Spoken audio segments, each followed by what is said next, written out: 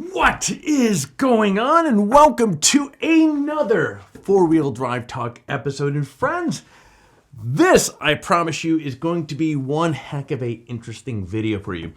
So, you see, every so often, and you meet someone or you meet a group of people that really get how you are wired, and they really share a lot of the same interests and goals and just where your compass is pointed. And one of those most recent examples of this for me was back in 2020. And you may be saying, Alex, what took place in 2020? Well, I picked up my Turtleback expedition trailer and I was introduced to a group of people that really enjoy getting off grid, really enjoy exploring and enjoying everybody. And they have these things called herd events. And while what I'm going to share with you right now was technically not a herd event, these people just meet up out in the middle of no place and explore and have a great time. And the video that you're going to watch here is something a little bit different for me, or the type of video here. So at the end of this video or down in the comments, let me know what you think of this ultimately at the end. You see, this last week, my son and I just got back from Kofa National Wildlife Refuge. And basically there was just a handful of turtleback people meeting up out there and spending a few days out there camping. This was a lot of fun. This was too good not to pass up because I'd never been out there, and I heard it was absolutely beautiful, which it did not disappoint. So while I was out there, I started thinking, boy, I'd love to share this experience with you guys. And while I always have cameras on, I wasn't sure how I was going to frame this up, and I decided we're going to do something new here. We're going to try something a bit hybrid and a way for me to tell a story and bring you along for the ride. You see, my other company, so here's the idea with this, and stick with me. I promise you'll see where I'm leaning with this. My other company is Photography Talk. I am a landscape photographer. I love photography. Every single year, one of the most common questions I get is, Alex, what gear are you using? What's in your camera bag? And mainly it's framed up, what gear do I use? So people are always intrigued with what you have. Recently, we launched a series on four-wheel drive talk called Trucks and Coffee, because let's face it, everybody is interested in what you have in your rig and how you're using it and all that other fun stuff. So this video here, again, it's going to be a little bit of a hybrid. I'm going to take you along for the journey out to Kofa, the experience out there. But what I'm going to do here is I'm going to share with you some of the gear that I was out there testing, playing around with, or some of the gear that's I've had for a while that just simply overperforms every single time and so forth. And this video is not sponsored by anybody, but I want to test out a new style of kind of narrating what is happening. And again, let me know what you think of this here. So this video that you're going to watch here momentarily, you're going to see some gear. I'm going to let you know, because there was some gear that really kicked ass, that really saved the day. And you'll find out what I'm talking about, because when we went out there, we hit some weather that was not expected. And man, friend, it got pretty interesting. So anyway, I'm going to take you along for the ride. I hope you enjoy this new style of video. And again, if you enjoyed it, do me a favor. Let me know down in the comments. If you don't have a time for leaving a comment, hit that like button down below, because that is equally as important, because, well, let's face it, these videos we put together to help you, well, in this case, entertain you. And if those of you that are looking to or intrigued with how other people have their rigs set up, in this particular case, I'm coming on 3 years strong with my Turtleback expedition trailer, and I stinking love this thing. And you'll see in this video how I'm using this as well. So anyway, friends, you find some value with this video, as I was trying to mention before I digress there, hit that like button, because YouTube's algorithm really digs it as well. That said, hey, it's time. Pull up seat and man, my timing was off there. Let's go.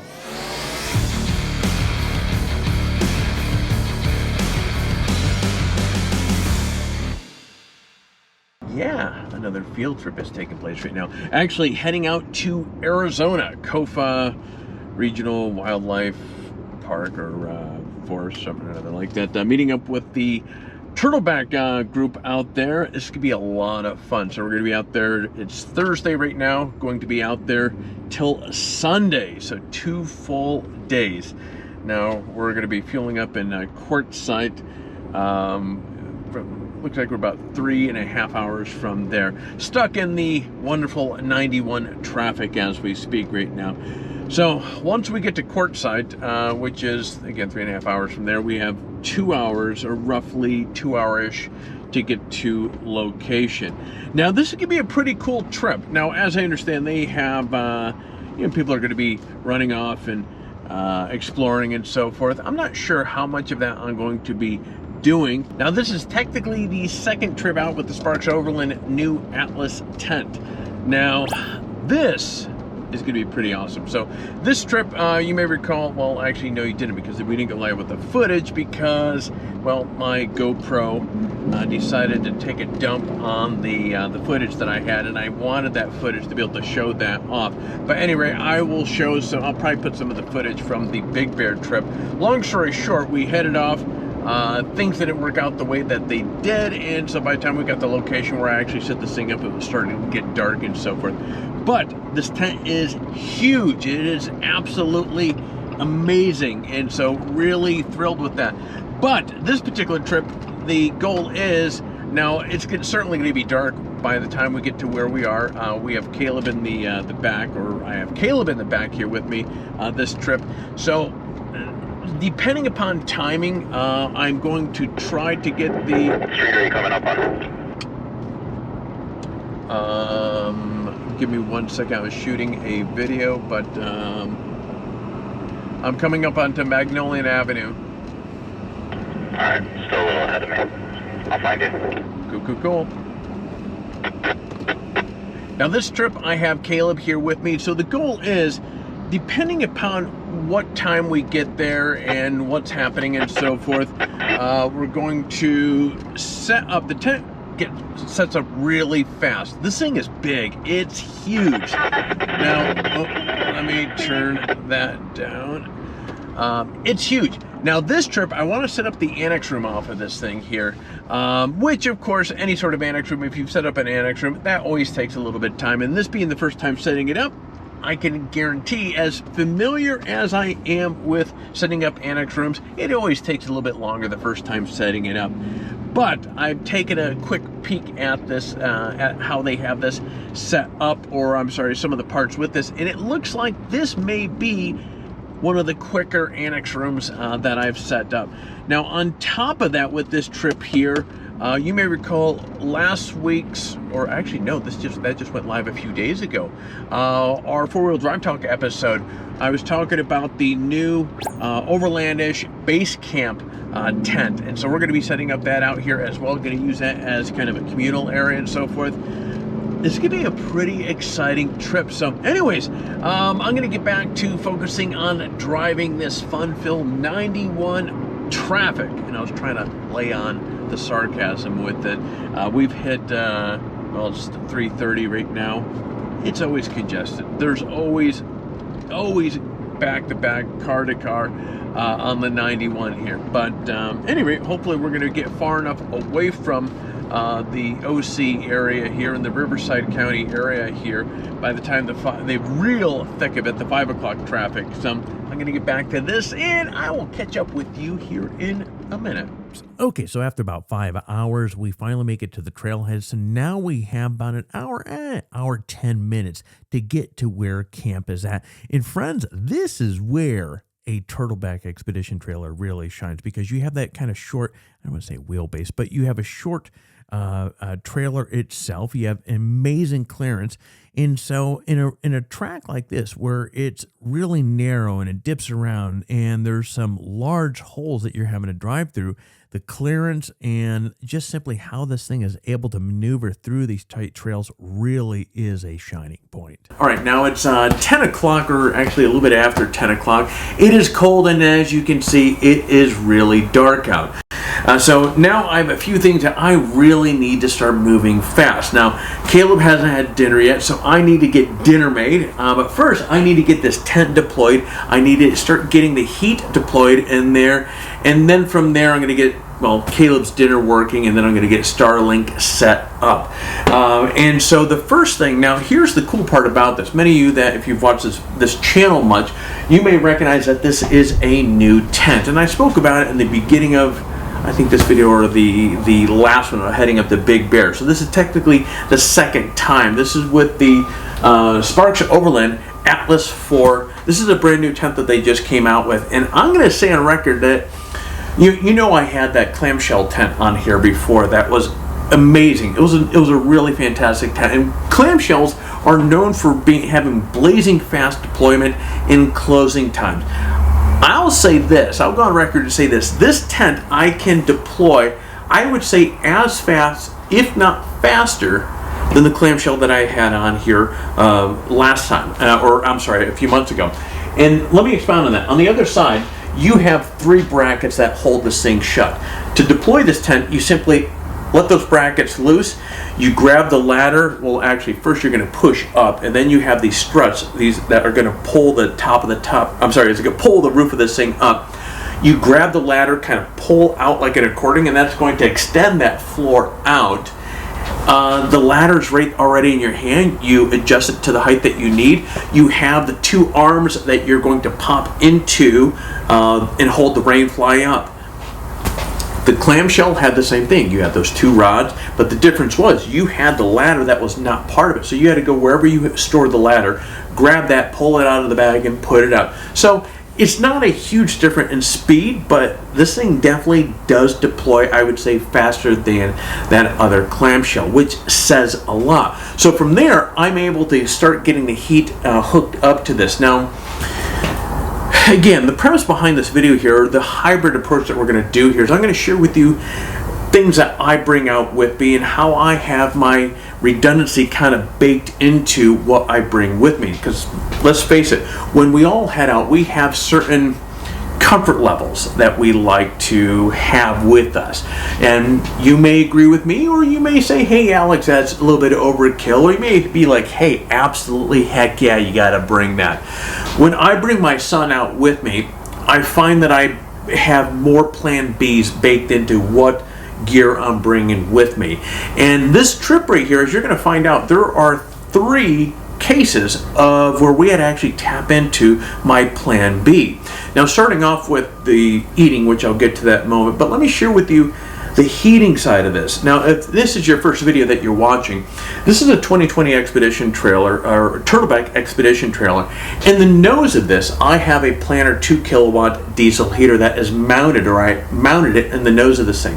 I have a 2-gallon Rotopack on the side that is full of diesel. Now, you can run this thing on either diesel or kerosene. And seeing that in the nose of my Turtleback, I have 200 amp hour Ultimatron lithium battery. So my power source, which is absolutely critical for a diesel heater. You want to have a good solid power connection. I have 200 amp hours sitting right there. So the cool part about having this heater in the nose of this trailer, the byproduct of having the heater, you get a little heat, the nose gets a little warmer, which is lithium batteries typically don't like cold. And although these Ultimatron batteries do have heaters built in them, so either way, it works out great.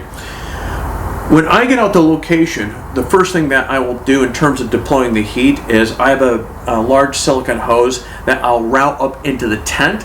I will then route my thermostat up there. It's basically when I say route, I'm just shoving them into the hole that is on the side of the seam of the tent there. So it's just big enough to be able to fit that 3-inch hose, and then obviously my thermostat. Now, you have 2 different types of heating controls that Planner offers their heaters with. You can get the analog, which is just a dial, and that's what I use on the portable, the 4 kilowatt portable unit that I have. But in the tent here, or I'm sorry, in the Turtleback, I have their digital one. So the digital one, I like. It's just, it's cool. You get up there, you press the center of it. It kind of be easier. That's going to engage the heater, and it's going to start it going through its startup sequence. Then you just simply set the thermostat to temperature. So again, with the digital control, you have 2 means of being able to control it. You can set it to adjust based on temperature, or you can set it based upon kind of like the analog control. Set it on a power setting, and it's just going to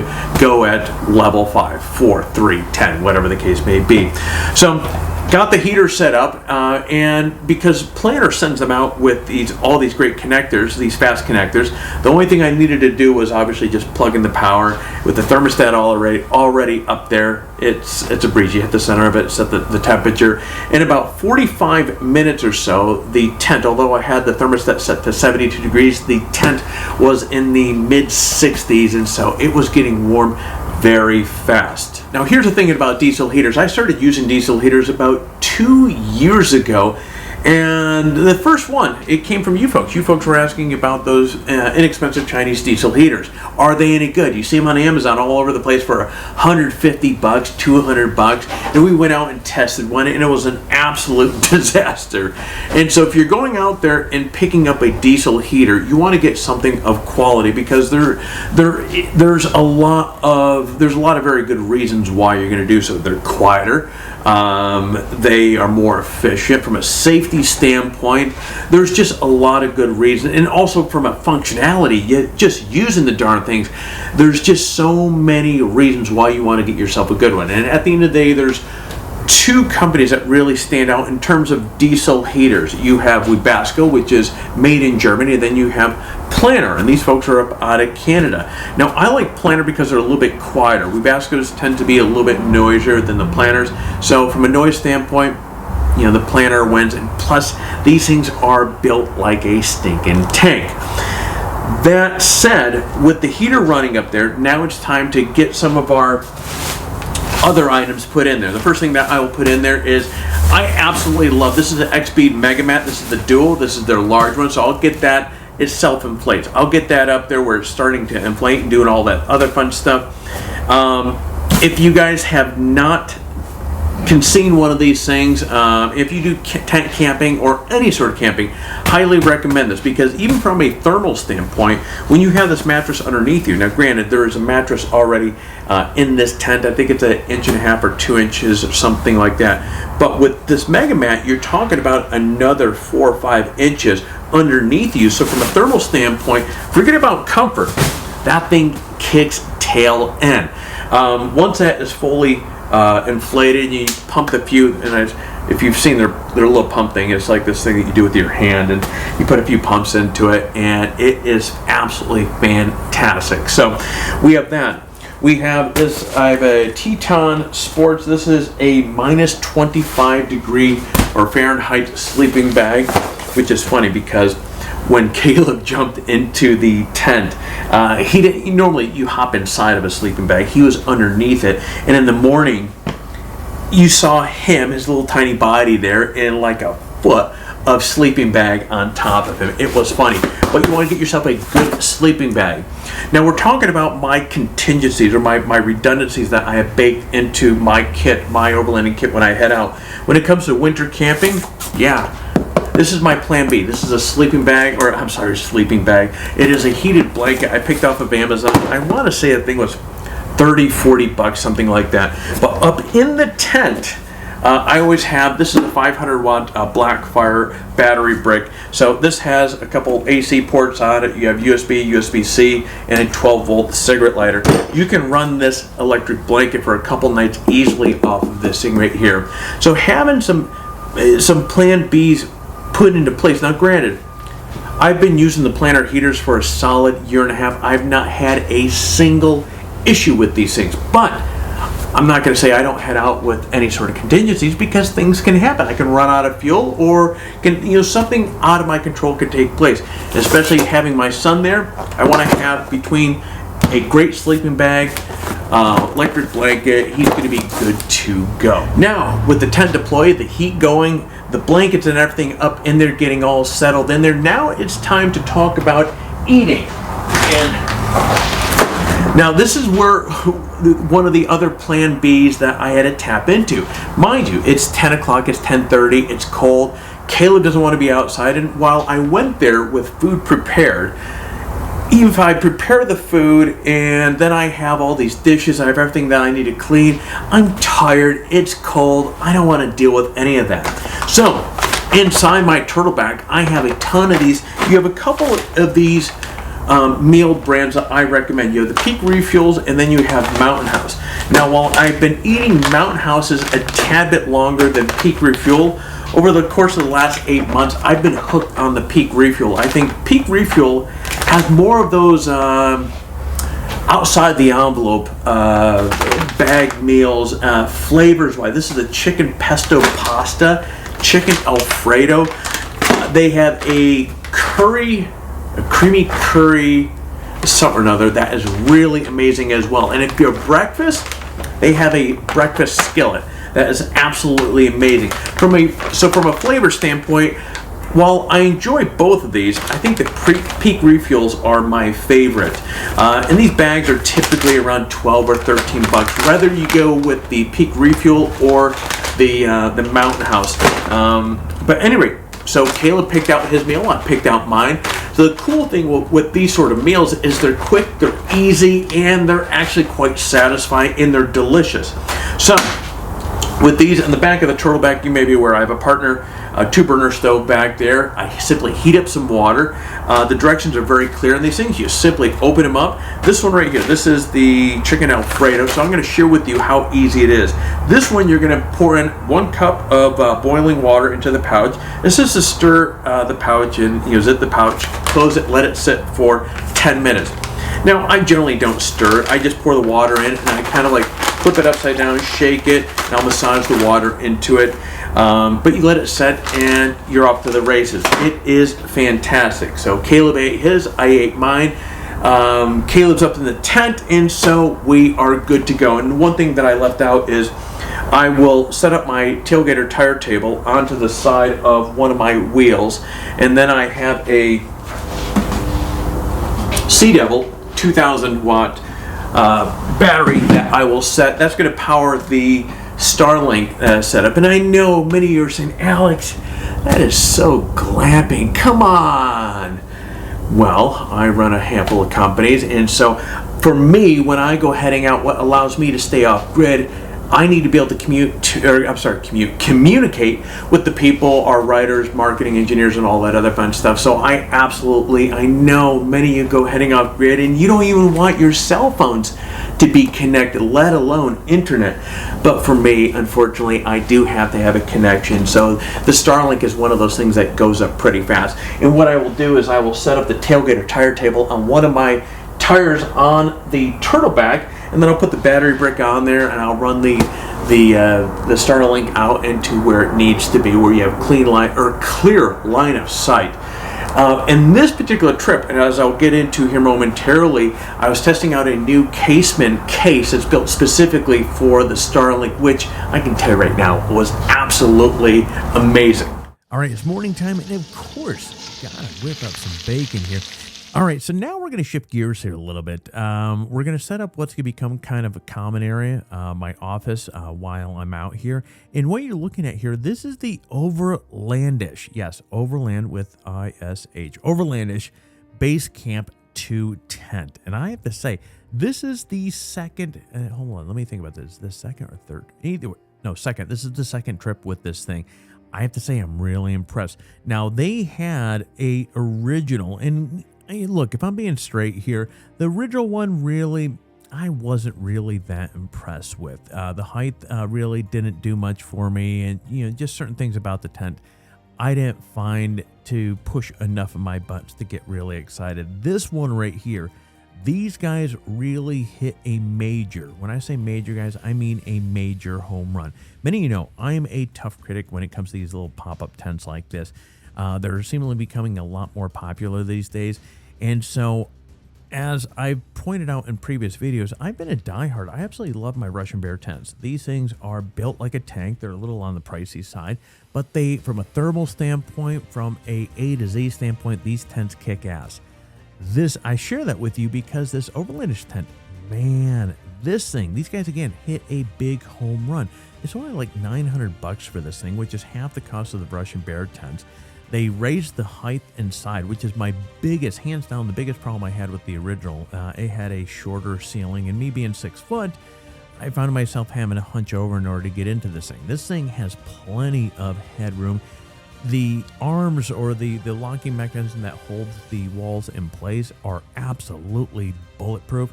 I don't know whether they're bulletproof, but you get the point. They're extremely durable.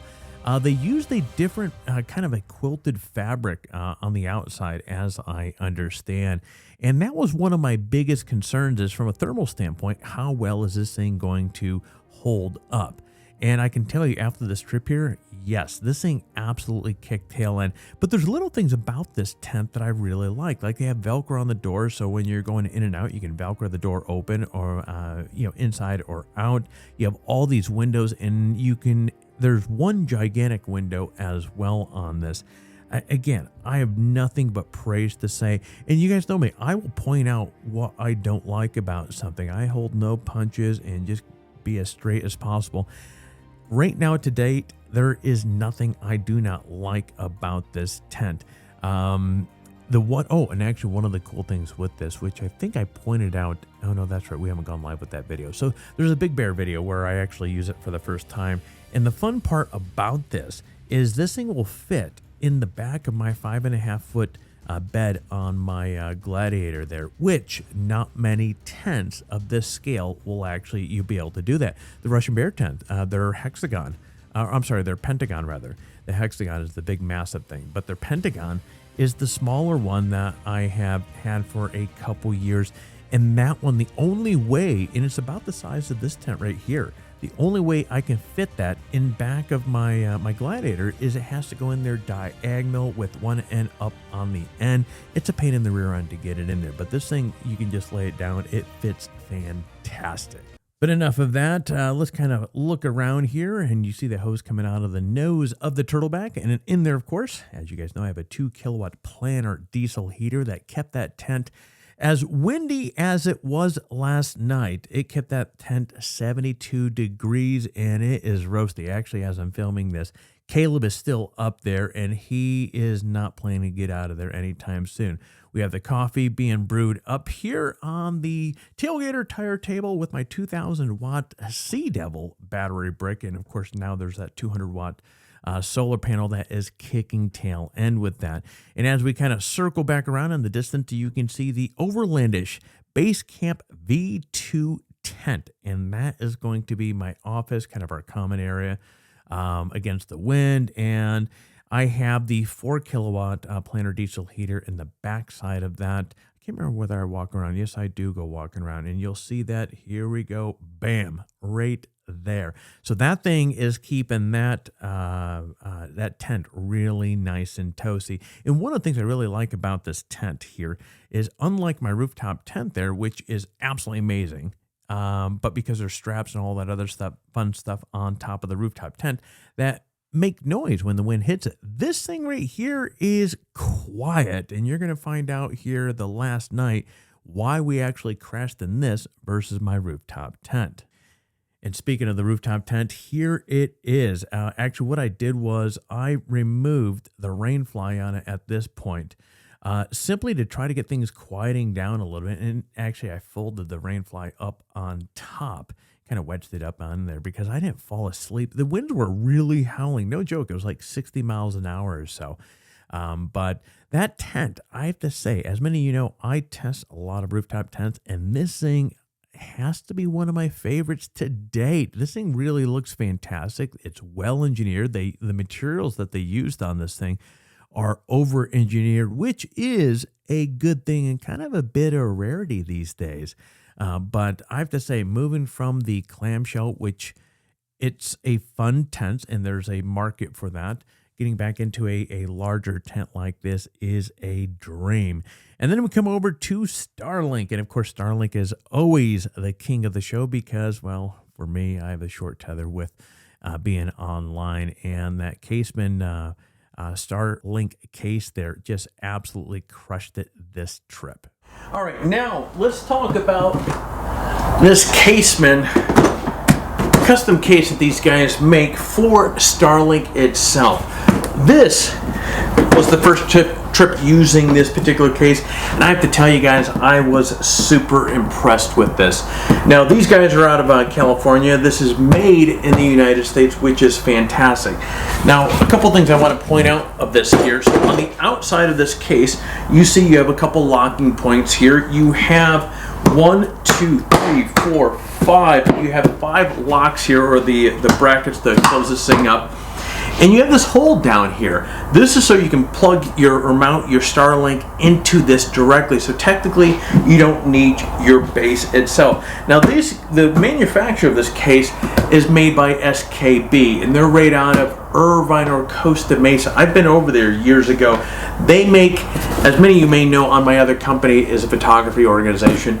So we know photography, I know photography, and I know camera cases, and SKB makes one of the best cases that you can, or hard cases that you can get for your cameras.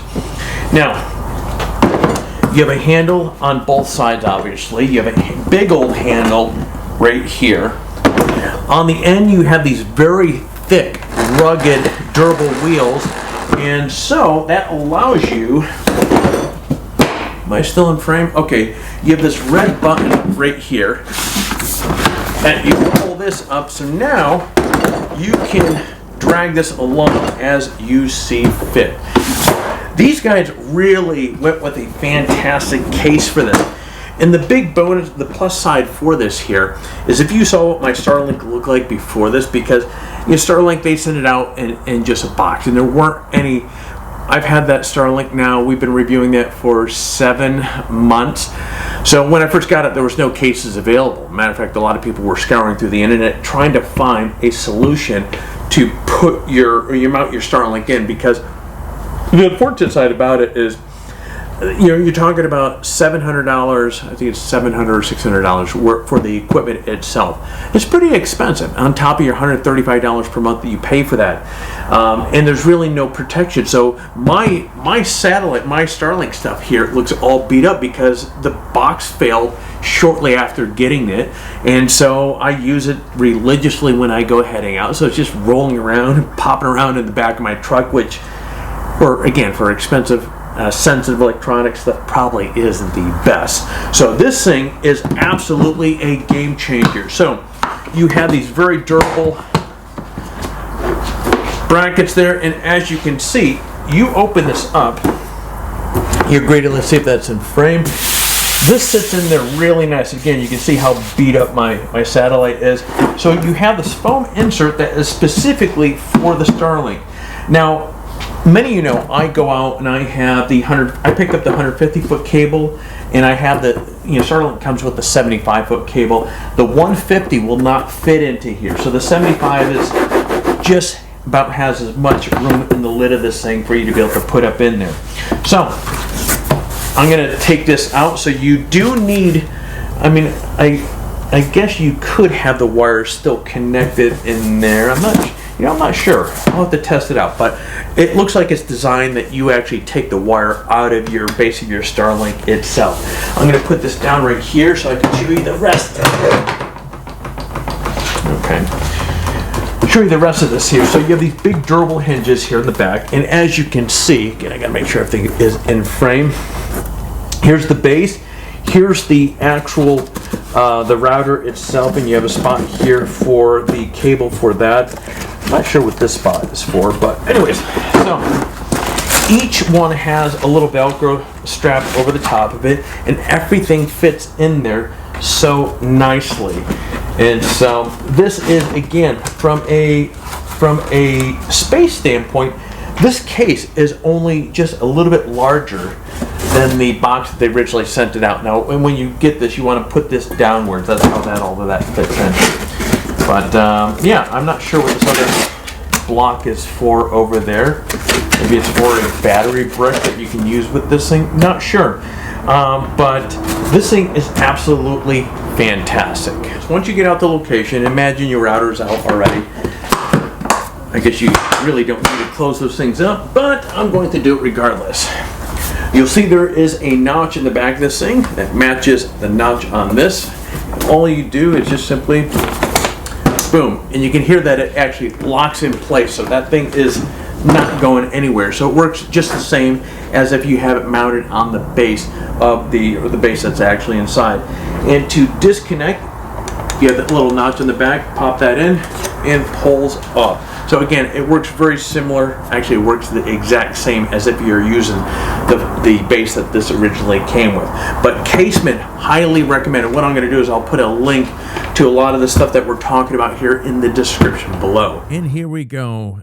Let's take a little bit more and talk about this diesel heater setup here. So again, if this is your first time seeing one of these videos here, this is a hose I got off of Amazon for like $80 or something like that. It's a high temperature hose that fits perfectly. I want to say it's like a 3-inch diameter. Actually, I stepped on it there a little while back, so make sure you don't, note to self, don't step on it. But the heater itself there, so right in the back I have all the Red Arc Manager 30, Red Vision, all that other fun stuff, powered by 2 Ultimatron 100 amp hour batteries. So there's 200 amp hours in there total. You can see the diesel heater. That's the Planner 2 kilowatt diesel heater. If you have a rooftop tent, you really don't need anything more than a 2 kilowatt. Now they offer it in either a 2 or a 4 kilowatt. Save your money. The 2 kilowatt keeps that rooftop tent plenty of warm. And here is the digital thermostat. And so it's really easy to operate this thing. Once you're ready to go, you simply hit the center of that and it's going to do its thing. Up on the top, it's kind of a sliding touch screen. You can move the temperature to what you want, and simple as that.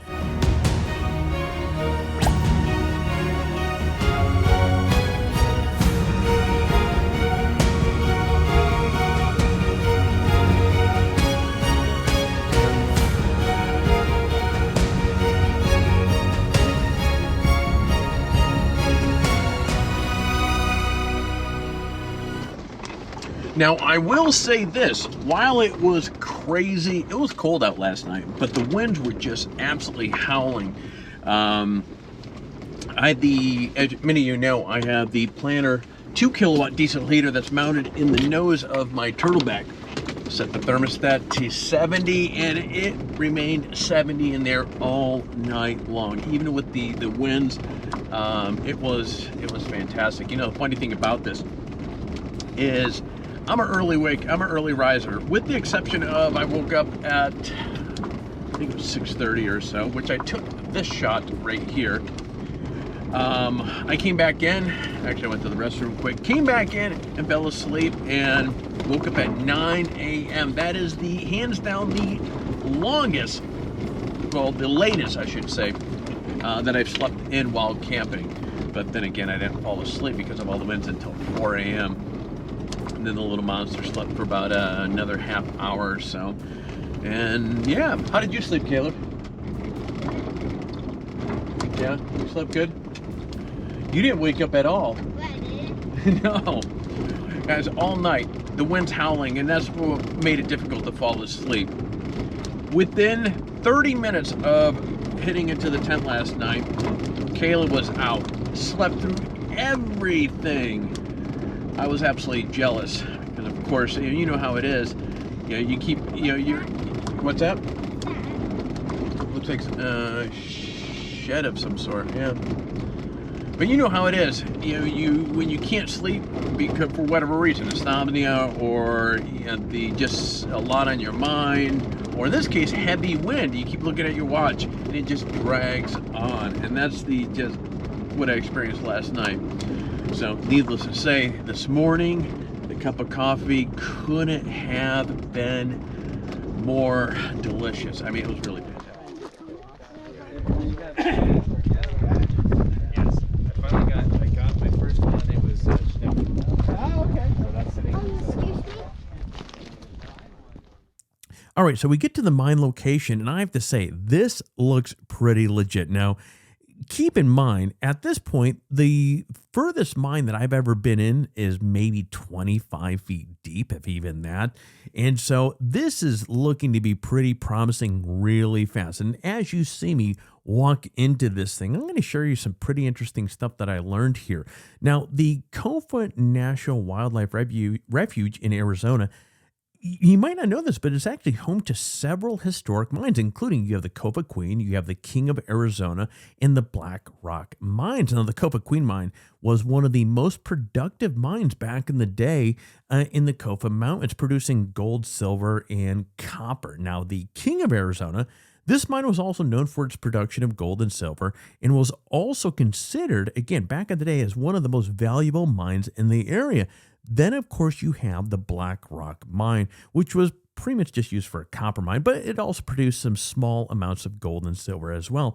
And these mines, so this was actually pretty interesting to learn this. These mines actually go back to the late 1800s when they first became active, and they were in production or actually used until early 1900s.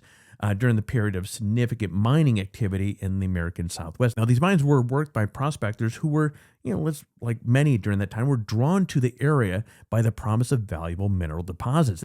And the mines played an important role in the development of the region, but eventually these things were closed down to the depleted resources and the high cost of mining.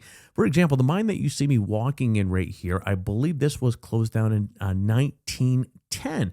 And the reason for that is back in the, when it was in the heyday of this mine here, really the peak period, I think it was like $1,000 or $2,000 dollars per ton that they pulled of the ore that they pulled out of it. In 1910, had gone down to like $3 per ton. So obviously, this is not going to cover the cost of mining. So as a result, they get shut down.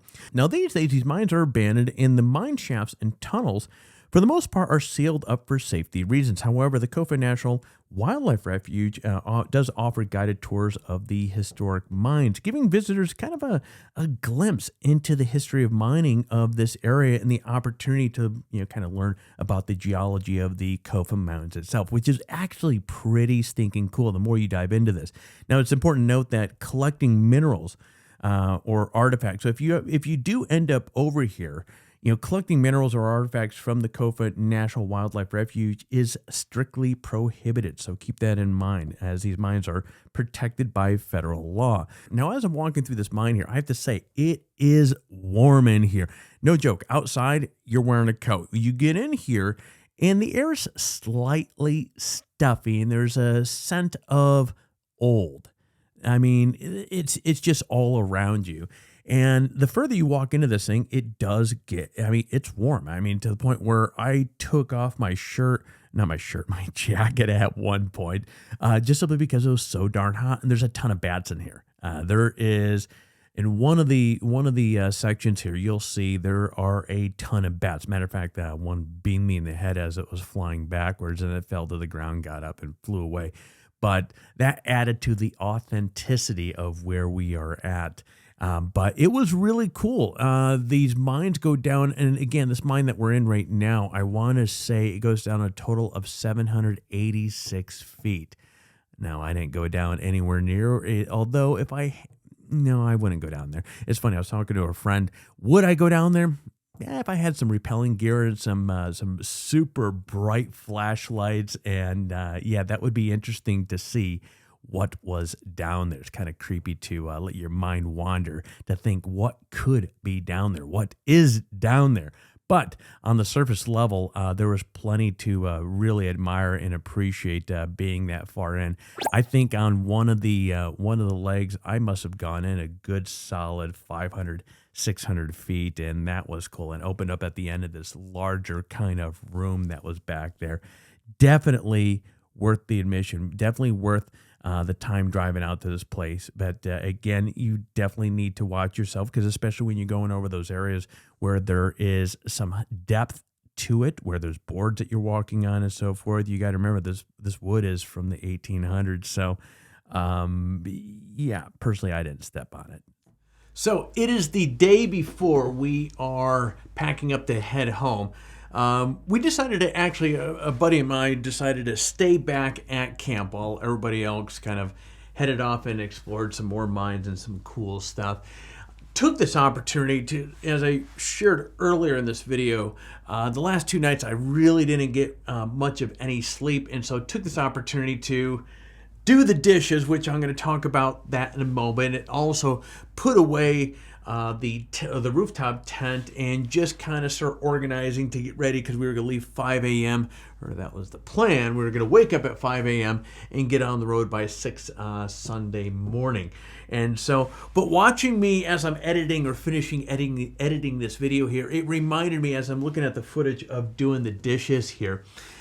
So here's something I'm not sure if I have shared this in some of my previous videos. When I was looking at the Turtleback trailer back in the day, one of the things, especially when I narrowed it down to, yeah, I'm going to go with this here. I know for a fact, I shared in one of my earlier videos that I wasn't sure whether or not having the hot water heater in the shower was something that I was going to really use and enjoy. And as I've said in numerous videos, heck yeah, it is. It's one of my favorite features. But case in point, it's cold outside right now. It's probably, I think it was like low 40s right here. And some of you may be saying, hey, Alex, that's beach weather. Well, for me, it was cold as hell. But anyway, so I had pots and pans, or really pans and dishes from the day before that I didn't do because it was too cold. And actually, I was being lazy if I'm being truthful here. So I had a ton of dishes that I had to do here, which I think you'll see me stack them up on the left as I'm doing it. But what makes a difference, a world of difference, and this is one of the things I love about this Turtleback trailer here. The hot water, have you ever tried washing dishes with cold water with grease on it? It takes a long time, and you never get the grease off. I don't care what anybody says, you never get all the grease off. So having the hot water there, really, and the hot water that comes out of there, it is piping hot. You have to kind of throttle it back a little bit so you don't burn your hands. So again, one of those, going back to the premise or purpose behind this video is just kind of a mashup of this trip and just kind of thoughts off the top of my head about how I use my trailer, some of the gear, or just some of the things from this event. But this is one of those that hands down, if you're on the fence or you just happen to be looking at trailers and one of these Turtleback trailers, and if you question yourself, am I going to need that hot water? Do I really need that hot water? Friend, if you do any sort of cooking from this aspect right here, forget about being able to take a nice shower, which incidentally, after I did the dishes here, Caleb took a shower and then I took a shower, and yeah, you feel a lot better when you're out camping and so forth. So that's the 2 cents I'm going to leave with you on that note.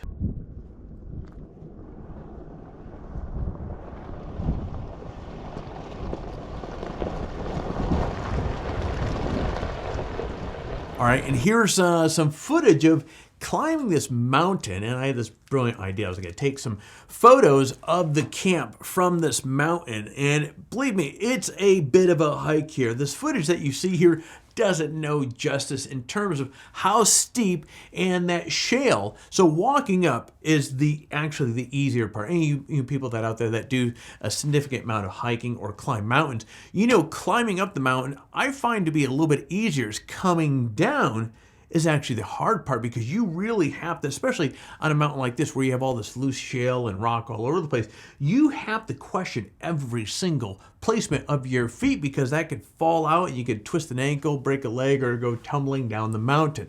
But that was really quite the hike up there. And as I understand, there are some horned sheep or something or another that are native to these mountains, and you can actually see some of their droppings as I was climbing up there. But apparently these sheep go climbing up there quite often. I give them props, because that was a pretty decent hike, and the photos really didn't turn out because the camp really became just some dots on there, so it wasn't an exciting shot, but it was cool to climb this mountain regardless. Okay, as I close up this video, I'm going to put a little more context with regards to the Sparks Overland Atlas 4 version 2 tent, because, well, from my experience, one of the more widely asked questions that I see is with regards to the rooftop tent that I have on my trailer.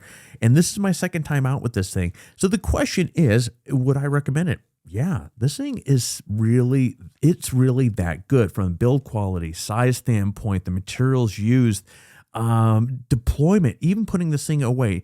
this thing is really that good. Now, the only thing I would add to this, as in a moment, you're going to see me closing the top and you're going to see canvas kind of buckling off over the sides. The only thing I would add to this thing is maybe elastic cord going through the center with a little snap so you can snap it in the center. And as you close it, that's going to pull those sides in, making putting this thing away much quicker, or a little quicker. Other than that, there's nothing I can say about this thing other than fantastic, big thumbs up. And the last thing I'm going to point out here is we're talking about things that really stand out for me. And part of what really casts the most amount of enjoyment for me when I go camping is when I take my son with me, Caleb, and I can see, because we live in an urban bubble. So getting out camping and being around others that really get it, it's fun. It gets us out of our little concrete cosmos here. And especially when there were other kids there. And this particular trip was one of those trips where there's other kids there and Caleb got to play. And these are the things that, fast forward 10 years, 15 years, these are going to be the trips that he's going to he's going to recall. And these are, like myself, my favorite memories of when I was a kid. Now, I came from a family of 7, or there's 7 brothers and sisters. Yeah, I know. I've heard all the jokes. And so Caleb, he is our only son. And so he doesn't have brothers and sisters to play and really get out there and enjoy nature more. And, I can be a big goofball, but he's not going to get the same playing experience as he can with other kids. And this trip, there's 3 others, and Julian was one of them, and him is funny because as we're where he was playing with them, he's like, "Daddy, me and Julian are friends now." And while I had one of those, "Oh shucks, that's a cute thing to say" moment, it really, I really appreciate hearing stuff like that. I appreciate the moments like this where he can get out there and really have a good time. And so Julian and his father, Enrique, it was great meeting you guys out there. And yeah. So we're going to make our way back through. At the end of this video, I'll share with you a few photos. We stopped a couple times, of course. Had to take advantage of some of the amazing light that was coming up to share with you guys here. But this was a great trip. Every time I go out on one of these where we're meeting, whether it's an official Turtleback trip or it's just a bunch of these guys meeting up out in the middle of nowhere to kind of hang out and enjoy just being out there, I'm reminded of just when you look at the compass that particular brands stand for, the meaning behind a brand. And I said this, or I think I said this in one of my earlier videos where I'm talking about Turtleback, that one of the things, if I can extract one thing that this company does very, very well, is they really hit it home with memories, and where everybody walks away with whatever the event was, casual event like this or an official Turtleback event, everybody walks away with more memories, great times, stories to tell, and this was no exception. There's such a great group of people there, and any of you that happen to watch or listen to this, well, if you're gonna watch this, you can't listen to it, or I guess you could if you're in your car. But anyway, fantastic. Appreciate the laughs, appreciates the hospitality, and above all, looking forward to seeing you all the next time. All right, friends, and there you go. This was a fun video to put together. Now, as I've mentioned a few times during this video here, this was a bit of a hybrid. This is a new style of video. I'm not sure how you're going to like it. If you liked it, there's something that you didn't like about it, leave a comment below. I would love to hear from you, good or bad, because this was, again, oftentimes when I go out on these trips, one of the biggest things that I struggle with is how am I going to frame up this content that is going to give you as much of a 360 view of what took place there. So this was kind of a hybrid where I'm talking about some of the gear, because often cases I'm always testing gear. There's always some very cool, memorable moments and so forth. That's what camping's all about. Creating memorable events, having a good time with friends, and just getting out into nature. And this trip certainly was no exception to that. A lot of good stuff, a lot of good laughs, and a lot of good friends to hang out with. But where I'm leading with this is putting this together in this format where I'm kind of walking around showing you stuff and also talking about some of the gear and also sharing some of the experiences. If you enjoy this video, it's that time of the video where I'm going to ask you to do all that YouTube stuff because we really appreciate it. In this case, it really tells us whether we did a good job or whether you enjoyed the video, I think is more appropriate to say. So if you haven't already, please consider hitting the like button, hitting the subscribe button, and last but not least, so therefore you don't miss a single video just like the one that you just watched, be certain you hit all notifications, and every time we come up with a new video, YouTube will do its whole letting you know thing. But friends, that is all I have here for you this trip. So I'm going to be shutting off the camera. You get out there, stay healthy, and find your adventure.